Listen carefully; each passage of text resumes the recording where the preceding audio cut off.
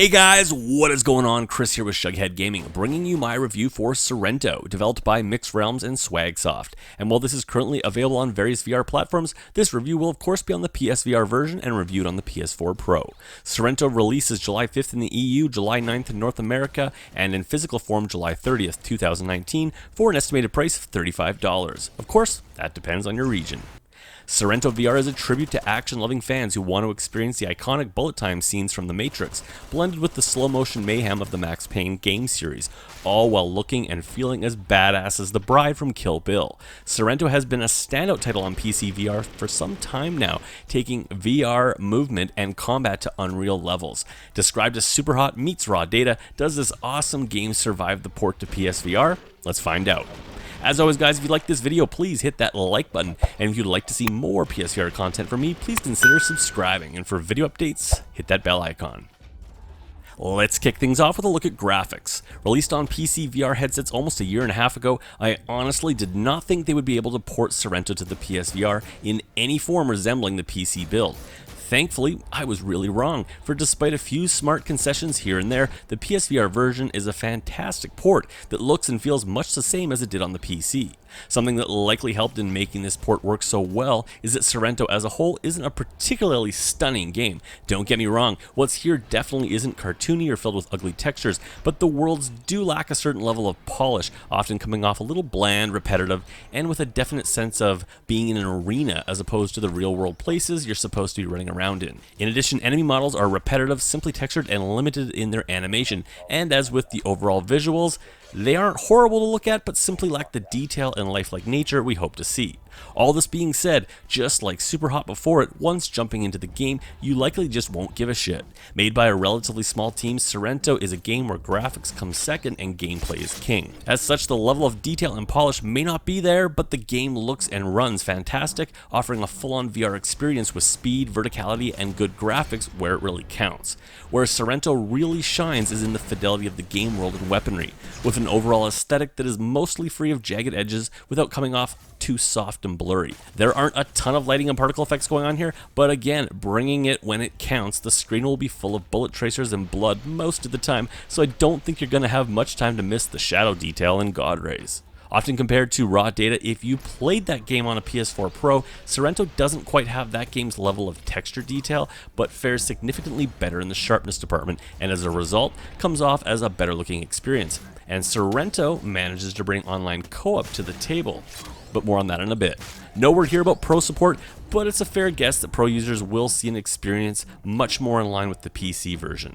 There can be a lot of action and intense movement in this game, and at times I could almost hear my Pro groaning in resentment for having to work so hard. All in all, Sairento won't win any awards for its graphics, but it also doesn't let its visuals get in the way of offering an awesome time in VR. Sound is up next.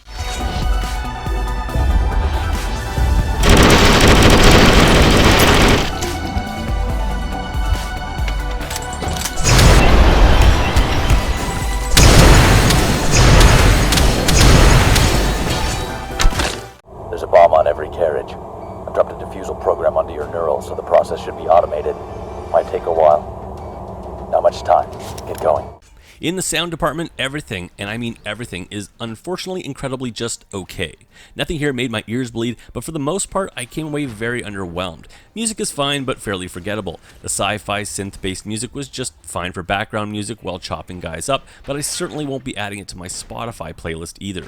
Voice work fares about the same, with voice acting that didn't great, but only barely. Unfortunately, the game uses radio conversations with home base to exposition dump the story on you, but fortunately, or unfortunately, the story is pretty generic, so you will likely just skip it anyways. Always a sticking point for me with shooters is the sound effects of the weapons. Regardless of whether I'm firing laser blasters or real-world guns, I want them to be punchy and powerful, offering me the tangible quality in audio form I seek when playing a shooter. Weapon sounds here in Sairento are a bit hit or miss, but ultimately are again just serviceable, with most weapons just not sounding mean enough. A few outliers like the dual SMGs or the saber sword do fare pretty well, but these are the exception and not the norm.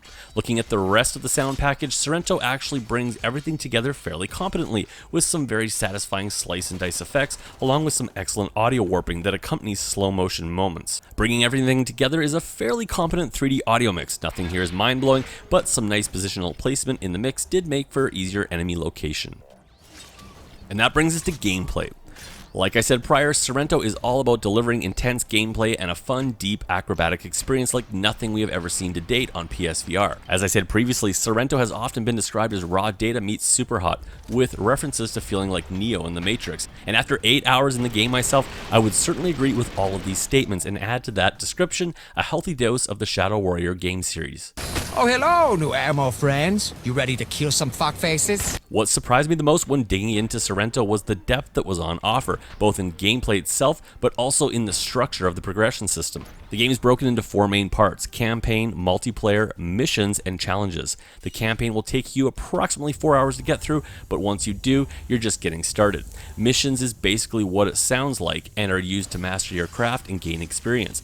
Missions are fully modifiable with currency called beacons, allowing you to increase your difficulty and reward gain. There are 5 types of missions, namely Purge, Assassination, Elimination, Survival, and Wave Assault. Missions will progressively unlock as you advance through campaign mode. Challenges are essentially weekly events, and throw some interesting secondary goals to keep things fresh. And that brings us to multiplayer in the form of 2-player online co-op that essentially allows you to co-op 14 unique missions at various difficulty and tier levels. It should be noted that the PvP side of online found in the PCVR versions is not in the PSVR version. Matches can be searched and joined, or hosted and played with a friend.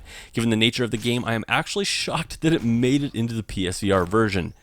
But it's here. Unfortunately, slowing down time, a huge part of the Sairento experience, is absent in co-op, along with a few things here and there, such as the ability to fire your saber sword blast. These issues aside though, the co-op experience is mostly on par with the single-player experience and an extremely fun way to play, even if the lack of slowing time does change up the flavor a bit. Heading to the armory, it is here that you'll be given the choice to change your loadout prior to entering any of the mentioned modes. An impressive and wide range of weapons are on offer and all available from the start of the game. You can carry 4 weapons in your loadout at a given time, all of which can be upgraded with unique relics. Relics are used to upgrade, enhance, or modify your weapon's behavior and cosmetics. Relics can be found throughout the game via enemy drops across all modes, cash boxes, or purchased from the store.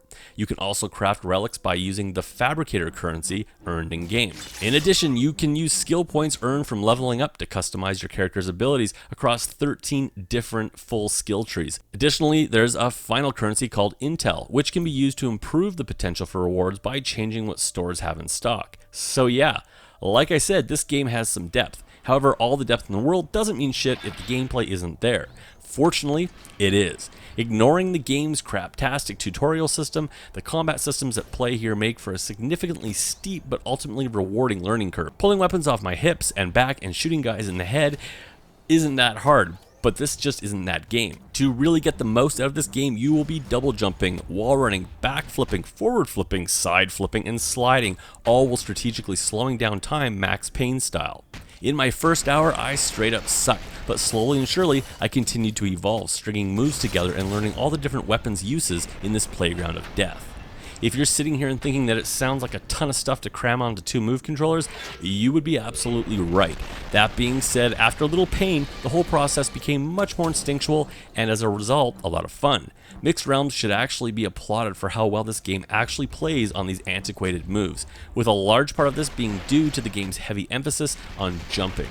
Some issues do persist though, as I realized that walking backwards and hard strafing weren't going to happen, as well as the frustrations of trying to razzle dazzle, only to realize I was simply out of fingers. Enter the 3D rudder, a controller I absolutely love, and a solution for many of these issues. Now with all the locomotion at my feet, I was free to slow down time and also turn around to face backwards. And speaking of backwards, yeah, I could also thankfully do that now too. However, I should mention that the 3D rudder is not without its shortcomings here either, for while it solved most of my locomotion issues, it also kept me a lot more rigid and sitting, making for a much less dynamic experience. So, not unlike Doom VFR, we have controller options, but nothing that works without sacrificing some control. Regardless, both still worked extremely well once I learned to work around each device's shortcomings. And before anyone asks in the comments, no, there's no aim or DS4 support. Unfortunately, that just wouldn't be a fit here with all the dual wielding and focus on melee combat. Sairento can be played either sitting or standing, with standing being a little easier for grabbing hip weapons and putting in that little extra razzle dazzle. A moderate amount of room is highly recommended, and especially if you're playing standing. As a highly intense VR experience, this really is designed for people with their VR legs firmly in place and looking for a full-on experience. There are lots, and I mean a lot, of control and comfort options, maybe too many, even letting you basically play the whole game in slow motion. But even then, this game's fun factor and mission success is firmly based on its ridiculous freedom of movement being fully explored, so be warned. And finally, that brings me to fun factor, my final review. Despite my criticism in the visual and audio side of things, Sairento is the type of game I bought VR to play. I didn't buy it to move puzzle pieces around or pretend to eat cartoon fruit. I bought it to do all the things I dreamed about doing since I was a little boy. I want to pilot spaceships, drive supercars, and fly like Superman, damn it. And Sairento is that type of game. The controls aren't perfect and the game lacks a touch of polish, but I rarely cared because I was having too much fun, backflipping 30 feet in the air while spraying bad guys with my dual Uzis and then finishing them off with a friendly decapitation. As you know, I hate number ratings and instead rate games on the basis of buy, wait for a sale, or burn it to the ground. Thankfully, Sairento delivers on almost all of what I expected from it, making it a must-buy for PSVR headsets. It's not AAA gaming, but it delivers an experience no AAA developer has even come close to delivering in flat gaming or in VR. If you have the stomach for it and love shooters in VR, make room in your top 10 for this one. That's it for me, guys. Thanks for watching, and I'll catch you on my next video.